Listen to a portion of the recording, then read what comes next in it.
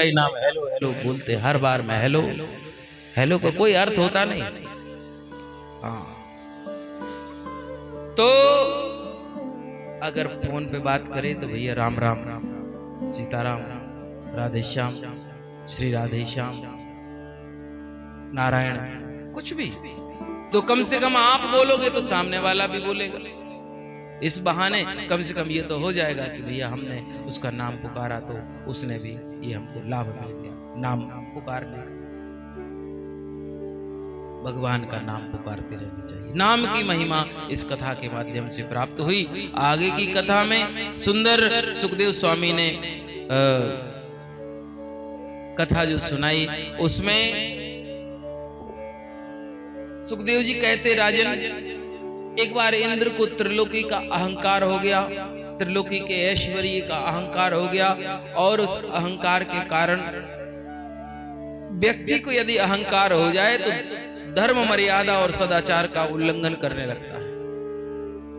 एक दिन इंद्र अपनी भरी सभा में बैठे थे, अप्सराएं नाच रही थी, गंधर्व गान कर रहे थे। उसी समय देवगुरु उनके पास पहुंचे। देवगुरु को आते हुए देखा इंद्र ने और सोचा कि बताओ, गुरुजी टाइम भी नहीं देखते, कब कहाँ जाना चाहिए कहाँ नहीं जाना चाहिए, और अभी यहाँ सभा में आ रहे हैं। अब आएंगे गुरुजी तो अब गुरुजी के सामने थोड़ी अच्छा लगेगा कि अप्सराएं नाच रही हैं, हमारे हाथ में गिलास भी है और हम ये सब दृश्य देख रहे हैं। गुरुजी आएंगे तो ये सब बंद कराना पड़ेगा, रस भंग हो जाएगा। और गुरुजी तो अंतर्यामी ठहरे, उन्होंने एक पल में जान लिया कि बताओ, हम तो इंद्र के लिए 24 घंटे तपस्या में रत रहते हैं, इनके लिए यज्ञ करते हैं, हवन करते हैं कि ये सब देवता स्वस्थ रहें, स्वर्ग सुरक्षित रहे, और इनके मन में हमारे प्रति ऐसा दुर्भाव। और उसी क्षण श्री देवगुरु बृहस्पति अदृश्य हो गए। जब अदृश्य हुए तो इंद्र ने उनको बहुत खोजा, लेकिन वो नहीं मिले। और जब भगवान बृहस्पति जी नहीं मिले तो फिर गुरु के बिना तो गति है नहीं। इंद्र भी जानते हैं इस बात को, किसको गुरु बनाए। तो उस समय एक त्वष्टा ऋषि हैं, त्वष्टा ऋषि के एक पुत्र हैं जिनका नाम है विश्वरूप। विश्वरूप के पास गए और विश्वरूप को गुरु बनने के लिए आमंत्रित किया। विश्वरूप ने पहले तो मना किया, लेकिन धर्म की दुहाई दी तो वह गुरु बन गए। और गुरु बन करके विश्वरूप ने इंद्र को सुंदर नारायणी विद्या का ज्ञान कराया है, जिसको नारायण कवच कहते हैं। नारायण कवच से इंद्र को सुरक्षित कर दिया। और महाराज फिर क्या समय बीता, इंद्र ने अपने गुरु विश्वरूप को ही वध कर दिया। कारण यह था कि एक दिन देवताओं ने गुरुजी की शिकायत कर दी कि महाराज देवराज इंद्र जी, तुम्हारे गुरुजी जो नए नए बने हैं, अपने गुरुजी जो अभी, ये क्या करते हैं, इनकी माता जी असुर कुल की हैं, इसलिए मामा लोग असुर हुए, इनके असुरों से भी थोड़ा प्रेम करते हैं विश्वरूप। इनके 3 सिर हैं विश्वरूप के। तो जब आहुति देते हैं देवताओं के लिए, इंद्राय, वरुणाय, अग्नय, वायवे इत्यादि आहुति देते हैं, तो जब देख लेते इधर उधर कोई नहीं है तो असुरों के लिए भी 2-4 आहुति जल्दी जल्दी डाल देते हैं। ये बात देवताओं को पता चली तो उन्होंने शिकायत कर दी कि तुम्हारे गुरुजी जो है वो इन असुरों के लिए आहुति देते हैं। और इंद्र को पता चला, इंद्र को बड़ा क्रोध आया और इंद्र ने विश्वरूप के 3 सिर थे, तीनों सिर काट डाले। इनका एक नाम त्रिशिरावी था। और कहते हैं जब इनके 3 सिर कटे ना, तो ये एक सिर से सोमरस का पान करते थे, दूसरे से सुरा पान करते थे और तीसरे से अन्न खाते थे। सोमरस पीने वाला सिर जब यज्ञ कुंड में गिरा तो उससे पपीहा नाम के पक्षी की उत्पत्ति हुई। सुरापान करने वाला जब सिर अग्नि में गिरा तो उससे गौरैया नाम की चिड़िया, जो सबसे ज्यादा पाई जाती है, गौरैया नाम की चिड़िया की उत्पत्ति हुई। और अन्न खाने वाला सिर जब उस अग्नि कुंड में गिरा तो उससे तीतर नाम के पक्षी की उत्पत्ति हुई। और महाराज विश्वरूप को मारने के कारण इनको ब्रह्म हत्या लग गई। और ब्रह्म हत्या जब इंद्र को खाने के लिए आगे बढ़ने लगी तो इंद्र ने समस्त लोगों से प्रार्थना करी कि कोई मेरी इस ब्रह्म हत्या को ग्रहण कर ले तो मैं उसको मनवांछित वरदान दूंगा। ऐसा इंद्र ने प्रार्थना करी। इंद्र की प्रार्थना करने पर उस ब्रह्म हत्या को 4 भागों में बांट करके 4 जन ने उसको ले लिया। पहला चतुर्थांश पृथ्वी ने लिया और पृथ्वी ने इंद्र से वरदान मांगा कि मैं चतुर्थांश ग्रहण तो कर लूंगी, परंतु मुझे वरदान में ये वरदान दीजिए कि मेरे अंदर यदि कहीं कोई खड्डा गड्ढा हो जावे तो वह समय के रहते अपने आप भर जावे। तथास्तु, इतना वरदान दिया और चतुर्थांश ब्रह्म हत्या को पृथ्वी ने स्वीकार किया। और ब्रह्म हत्या जो है वो पृथ्वी पर ऊसर भूमि के रूप में नजर आती है। जहां ऊसर भूमि है, जिस भूमि पर कोई भी वनस्पति नहीं होती, उस भूमि को ऊसर भूमि कहते हैं। उस भूमि पर ज्ञानी लोगों को व्यवहार नहीं करना चाहिए, उस भूमि का प्रयोग नहीं करना चाहिए। वह ब्रह्म हत्या का प्रतीक है। दूसरा भाग वृक्षों ने लिया। वृक्षों ने कहा हम भी आपकी ब्रह्म हत्या का चतुर्थांश ग्रहण कर लेंगे, परंतु हमें वरदान चाहिए, यदि हमारी कोई शाखा कट जावे तो हम मरे नहीं, बल्कि उस जगह से हमारी दूसरी शाखा प्रकट हो जावे। तब इंद्र ने उनको यह वरदान दिया कि आपकी शाखा कटने पर दूसरी शाखा प्रकट हो जाएगी, ये हमारा वरदान है। और वृक्षों में जो गोंद निकलती है वह गोंद ब्रह्म हत्या का प्रतीक होती है, इसलिए उस गोंद का भी शास्त्रों में निषेध बताया है कि खाने पीने में गोंद आदि का प्रयोग नहीं करना चाहिए। तीसरा भाग चतुर्थांश स्त्रियों ने लिया और स्त्रियों ने इंद्र से वरदान मांगा कि हमारी कामनाएं, समस्त कामनाएं हमारे पति के द्वारा जो है पूरी होती रहें, ऐसा आप हमको वरदान दीजिए। और साथ में उन्होंने चतुर्थांश को ग्रहण किया। और माताओं में जो रजो दर्शन है, जो मासिक धर्म है, मासिक धर्म के रूप में ब्रह्म हत्या का दर्शन होता है। और कहते हैं उन 3 दिनों में माताओं को किसी भी वस्तु को स्पर्श करने का निषेध बताया है। कोई भी खाने पीने की वस्तु को जो है वो उपयोग में ना करें, उनको स्पर्श ना करें। वो ब्रह्म हत्या का समय होता है। और परमात्मा की बनाई सृष्टि में प्रत्येक चीज की एक अपनी अलग स्थान है। पुरुषों के लिए तो एक बात बताते हैं ना कि पुरुषों को 7 दिन अगर ड्यूटी करने जाते हैं ना तो हफ्ते में 1 दिन का अवकाश होता है। और अवकाश के दिन कहते हैं अपनी काम करना है, अब तो आराम करेंगे। तो हफ्ते में 1 अवकाश उनको मिल जाता है। कई कई जगह तो शनिवार की भी छुट्टी होती है, कई कई विभागों में शनिवार की भी छुट्टी हो जाती है। शनिवार रविवार 2-2 दिन रेस्ट करते। पर माताओं बहनों को तो रेस्ट होता ही नहीं है। सुबह से लेकर के रात्रि तक, सोते समय तक उनको काम, 1 दिन का भी छुट्टी नहीं उनकी, प्रतिदिन काम। भगवान ने ऐसी व्यवस्था बनाई कि उनको 3 दिन की बिल्कुल अवकाश मिलना चाहिए पूरी तरह से। यहाँ तक कि रसोई आदि का कार्य भी पुरुषों को ही करना चाहिए। और पूर्व काल में जब संयुक्त परिवार रहते थे तो घर में ऐसी अवस्था रही, अगर किसी माता बहन की ऐसी अवस्था आती है तो घर की अन्य स्त्रियां भी इस काम को करती। पर अब एकाकी परिवार, एकल परिवार हो गए। ऐसी अवस्था में भी यदि कोई पति पत्नी साथ में रहते हैं तो भी ऐसी अवस्था अगर आ जावे तो भी उस पत्नी को, अपने पति को अपने हाथ का बनाया हुआ भोजन नहीं खिलाना चाहिए, बल्कि पति को ही अपनी पत्नी के लिए भोजन आदि की व्यवस्था करनी चाहिए। ये भगवान के द्वारा दिया हुआ उनको 3 दिन का विशिष्ट अवकाश है, उसमें उनको कोई भी काम करने की आवश्यकता नहीं। तो ये विशिष्ट व्यवस्था है। और फिर चौथा भाग जल ने लिया है।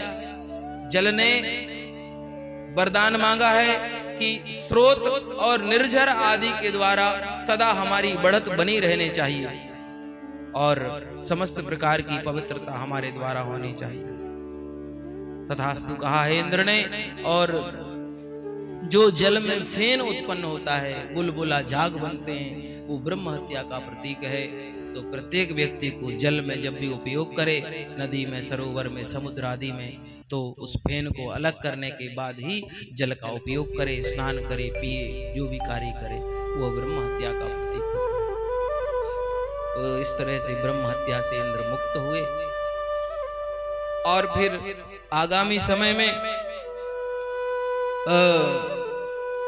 त्वष्टा ऋषि, जिनके पुत्र विश्वरूप थे, जिनको इंद्र ने मार दिया, उनको बड़ा क्रोध आया त्वष्टा ऋषि को कि मेरे पुत्र को मार दिया। तो उन्होंने क्या किया कि एक पुत्र और पैदा किया जिसका नाम था वृत्रासुर। वृत्रासुर को आदेश दिया कि जाओ इंद्र को मार डालो। और वृत्रासुर इंद्र के साथ युद्ध करने के लिए गए।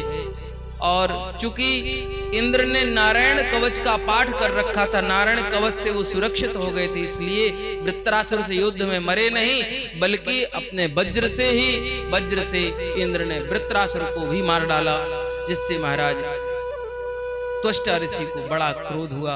वो वृत्रासुर भी भगवान के बड़े प्रिय भक्त हुए हैं महाराज। और उसके पश्चात में उनको पुनः ब्रह्म हत्या लगी, और इस बार ब्रह्म हत्या को किसी ने ग्रहण नहीं किया, और उन्होंने एक दिव्य सहस्त्र वर्ष तक मानसरोवर में कमल की नाल में छिप करके और तप करते हुए बिताया, और ब्रह्म हत्या से मुक्त होकर के और महाराज वो अपने स्वर्ग का वापस अधिकार पा सके।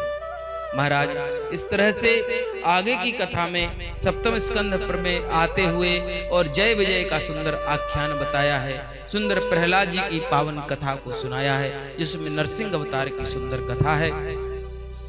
कहते हैं श्री सुखदेव स्वामी ने राजा परीक्षित को सुंदर कथा सुनाई है।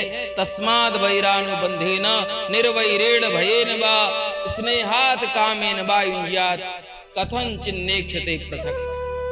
कैसे भी हो भगवान से संबंध होना चाहिए, सुदृढ़ वैर भाव से या वैरहीन भक्ति से, भय से, स्नेह से अथवा कामना से, कैसे भी हो भगवान में अपना मन पूर्ण रूप से लगा देना चाहिए।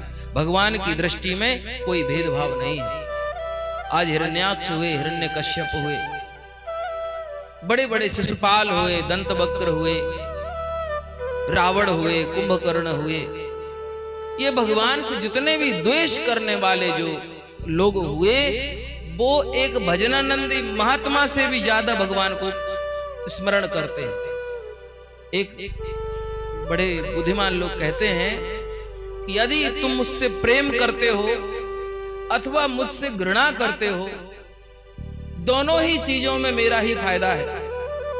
बोले कैसे? बोले यदि तुम मुझे प्रेम करते हो तो मैं तुम्हारे हृदय में रहता हूँ, और यदि तुम मुझसे घृणा करते हो तो मैं तुम्हारे दिमाग में रहता हूँ, रहता तुम्हारे ही अंदर हूँ, मैं तुमसे कभी दूर नहीं जाता। इसलिए वो जो घृणा करने वाले रावण, कुंभकर्ण, शिशुपाल, दंतवक्र, हिरण्याक्ष, हिरण्यकश्यप, जो भी कंस इत्यादि जो भी है ना, एक भजन करने वाले महात्मा से भी ज्यादा भगवान का चिंतन करते, 24 घंटे उनका चिंतन। द्वेष करने पर भी जो है भगवान का स्मरण ही होता है।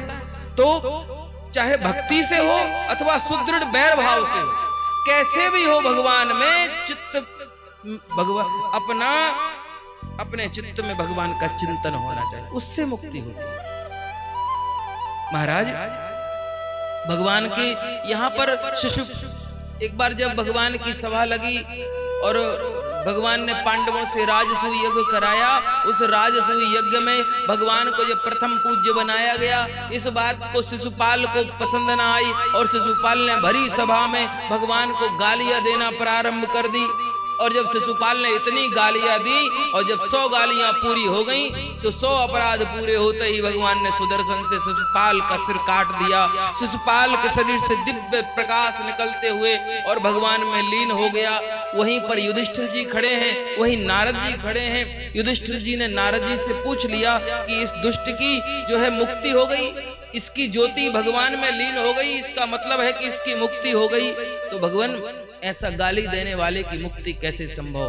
तब उन्होंने कहा है कि भगवान गाली देने से नहीं बल्कि स्मरण करने से मुक्ति होती है। भगवान को याद कोई कितना कर रहा है, 24 घंटों में जितना याद कोई महात्मा नहीं करता, उससे ज्यादा उनसे द्वेष करने वाला करता। तो तो महाराज कहते हैं त्वमेव माता च पिता त्वमेव, माता पिता बंधु सखा इत्यादि बना करके तो कोई भी उनको भज लेता है, परंतु शत्रु बना करके भजना भी बहुत बड़ी बात है। शत्रु बना करके वही उनका स्मरण करेगा जो उनके समान सदृश गुणों वाला होगा। आज वैकुंठ में रहने वाले जितने भी लोग हैं वो कौन हैं? वो जो वैकुंठ में जाते हैं, वैकुंठ में जाने वाले व्यक्ति की सारूप्य मुक्ति हो जाती है। भगवान उसको अपना रूप प्रदान कर देते हैं।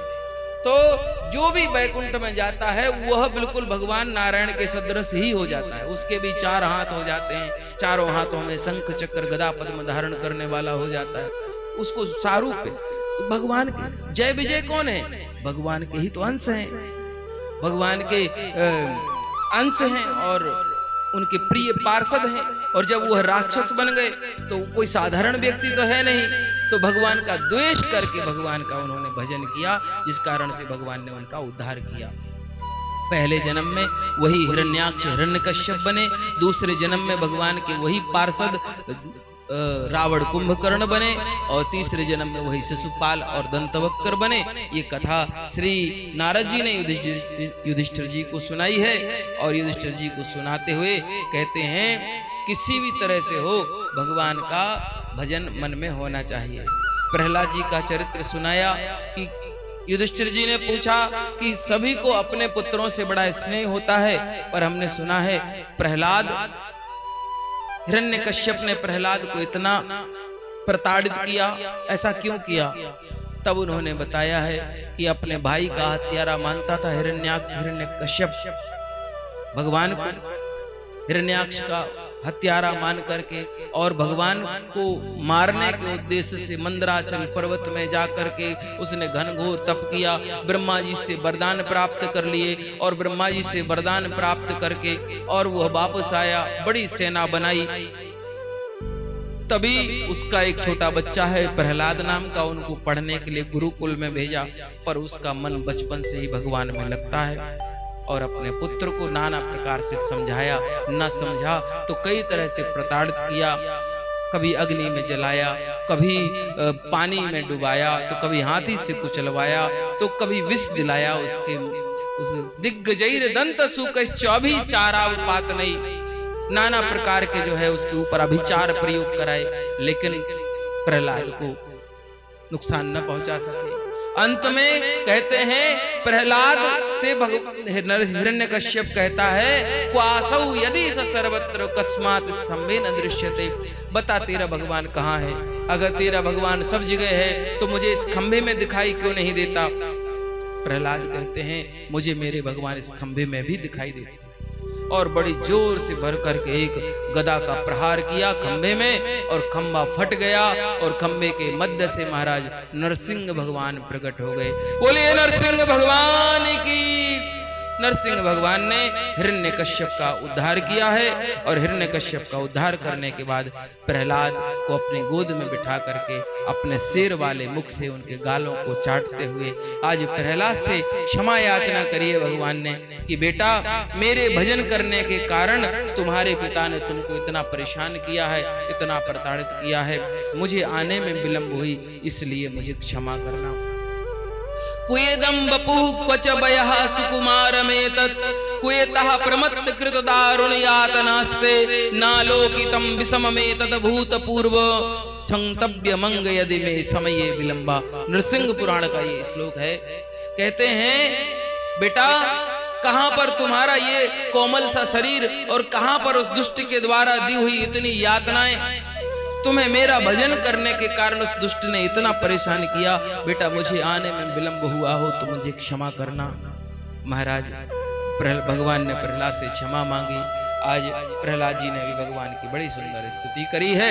ब्रह्मा दया सुरगणा मुनयोथ सिद्धा सत्वै गतान मतयो वचसो प्रवाहै नाराधितुं गुरु गुणैरधुनापि विप्रो किम तोष्टुमर्हति समय हरि रुद्र जाते। हे प्रभु ब्रह्मा आदि देवता ऋषि मुनि और सिद्ध पुरुषों की बुद्धि निरंतर सत्व गुण में स्थित रहती है, फिर भी आपके तत्व को समझ पाने में समर्थवान नहीं होते।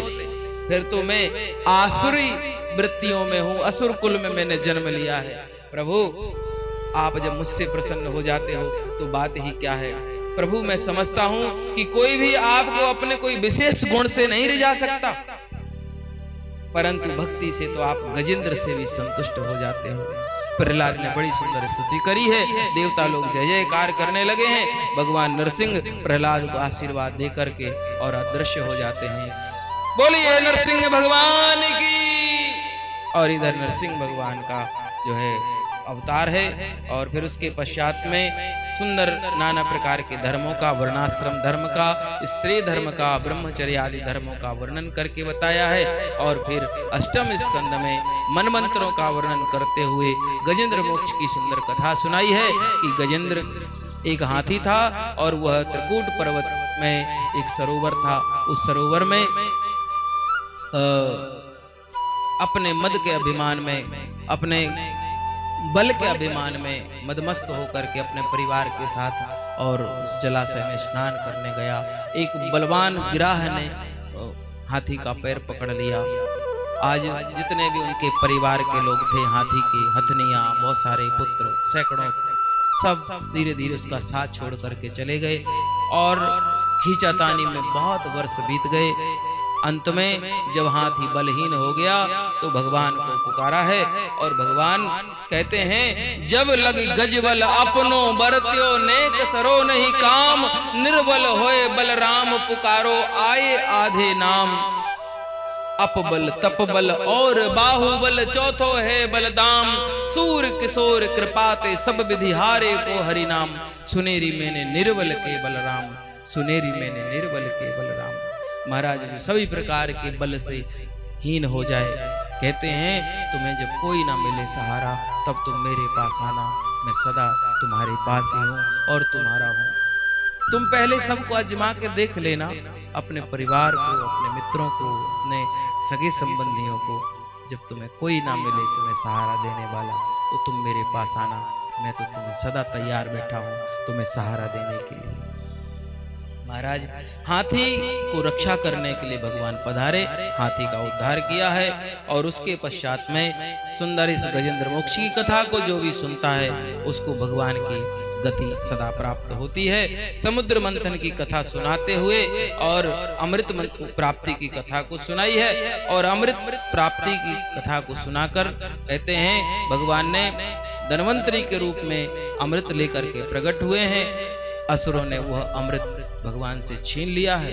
भगवान ने मोहिनी अवतार लेकर के अमृत देवताओं को पिला दिया और असुरों को कुछ भी प्राप्त नहीं हुआ। तो कहते हैं एक बात यहाँ शिक्षा की है। वैसे कथा बहुत होती है पर अब 10 बजने वाले हैं और कथा का विश्राम की ओर चल रहे और अभी प्रहलाद चरित्र पर हैं, बहुत सारी कथा शेष है।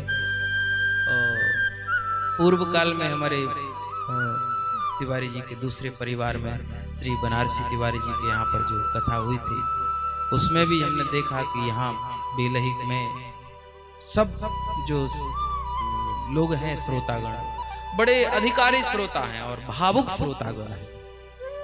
तत्व को समझने की उनके अंदर बड़ी अच्छी समझ है, कैसे कथा को समझते हैं।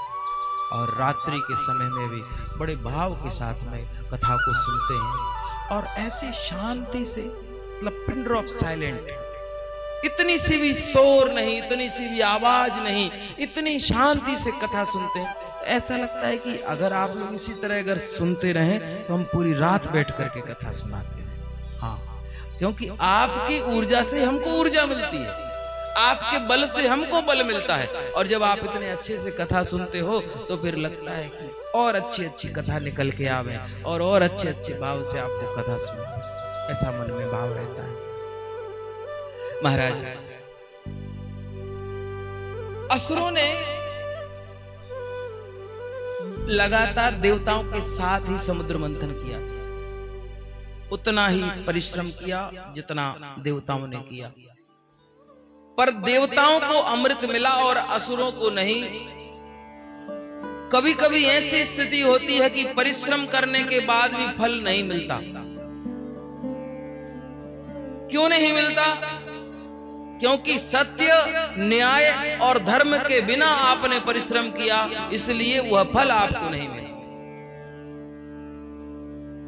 असुरों ने सत्य, न्याय और धर्म के बिना परिश्रम किया, देवताओं का हिस्सा भी पा जाने की चेष्टा करी, इस कारण से उनको प्राप्त नहीं। इसलिए आप परिश्रम करो, परिश्रम करने के साथ साथ भगवान के आराधक भी बने रहो कि प्रभु हमने तो परिश्रम कर दिया है। जैसे किसान खेत में बीज तो डाल देता है, ये नहीं देखता कि बीज उल्टा पड़ा है कि सीधा पड़ा है कि खड़ा पड़ा है कि तिरछा पड़ा है कि आड़ा पड़ा है। उसका तो काम है कि खेत में बीज डालना है और भगवान पर वो प्रार्थना करता है कि प्रभु मैंने अपना काम किया, अब आप अपना काम करें कि ये इस बीज को आप अंकुरित करें और उसको पेड़ बनावें और उससे फल उत्पन्न हो, इतना आप करें। तो भगवान के शरणागत होकर के जो परिश्रम करता है उसको सदा फल मिलता है। तो इस तरह से देवताओं को जब अमृत नहीं मिला तो देवताओं ने असुरों को जब अमृत नहीं मिला तो उनको लगा कि हमारे साथ तो छल हो गया और असुरों ने देवताओं के ऊपर आक्रमण किया। देवासुर महासंग्राम छिड़ गया। उस महासंग्राम में देवता चूंकि अमृत पी चुके थे इसलिए सारे असुरों को देवताओं ने मार डाला। सारे असुर मारे गए, देवताओं का स्वर्ग पर अधिकार हो गया, तीनों लोकों पर अधिकार हो गया। दैत्यों के गुरु है जिनका नाम है शुक्राचार्य जी। उन शुक्राचार्य के पास एक विद्या है जिसका नाम है मृत संजीवनी विद्या। उस विद्या के प्रयोग से उन्होंने समस्त असुरों को जीवित कर दिया और जीवित करने के बाद उनको शिक्षा दी कि अब तुम्हें संत ब्राह्मणों की सेवा करते हुए और बल पैदा कीजिए अपने अंदर और अनेक यज्ञ कीजिए। उस समय दानवों के राजा बलि देवगुरु दैत्य गुरु शुक्राचार्य की बात को मान करके संत ब्राह्मणों की कृपा से बड़े बड़े यज्ञ करके धीरे धीरे बलवान होने लगे। और महाराज ब्राह्मणों ने ऐसा यज्ञ किया, एक विश्वजित नाम का यज्ञ किया, उससे एक विश्वजित नाम का रथ प्रकट हुआ और वह रथ ब्राह्मणों ने राजा बलि को दिया कि इस रथ में बैठकर जिससे भी युद्ध करोगे जीत जाओगे। फिर क्या है, श्री नारायण भगवान का ध्यान करते हुए राजा बलि ने और स्वर्ग पर आक्रमण किया और ऐसा घनघोर युद्ध किया कि अमृत पीने के बाद भी देवता इनसे जीत ना सके और स्वर्ग आदि को खाली करा दिया देवताओं से और स्वयं असुरों का अधिकार हो गया तीनों लोकों पर। और देवता इधर उधर गिरी कंदराओं में छिपते छिपाते भाग गए।